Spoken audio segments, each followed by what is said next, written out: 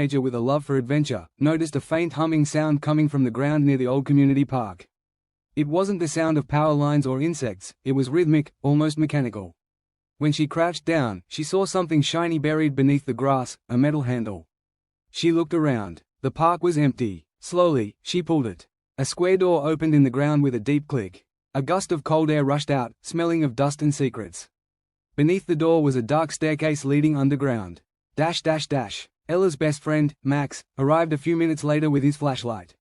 "Are you sure this is a good idea?" he asked. "No," Ella grinned. "That's why it's fun." They climbed down carefully. The air was damp, and old pipes ran along the walls.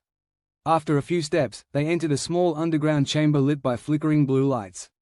On the wall, there was a strange map of Maplewood Heights, but half the streets were labeled with numbers and symbols they didn't recognize. Suddenly, a faint voice echoed through a speaker, "Greater than, unauthorized entry detected.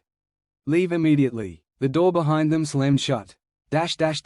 Max panicked. "We're trapped." Ella pointed to the map. "No, this is a clue. Look, these numbers match the house numbers in our neighborhood." Following the map, they pressed certain symbols on the wall. With a low rumble, another passage opened, leading to a hidden control room filled with old computer monitors and files labeled Project Maple. As they flipped through the papers, they discovered the shocking truth: Maplewood Heights had been built over an abandoned government research facility. The HOA rules about never digging or changing your lawn weren't just about neatness, they were hiding something underground. Just then, one of the monitors flickered to life, showing a live camera feed of their park. Someone in a black coat was walking toward the hatch. "They know we're here," Ella whispered. They grabbed a file marked Experiment 47, Energy Core, and ran through a narrow tunnel that led back to the surface, emerging behind the neighbor's shed just in time. When they looked back, the hatch was gone. Covered. As if it never existed.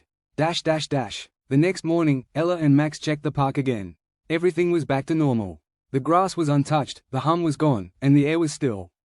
But that night, Ella placed the stolen file under her bed. On its cover, one line was written in bold red letters: "Greater than, Maplewood Energy Core, reactivation date, November 15th. She turned to Max. "Looks like our adventure isn't over yet."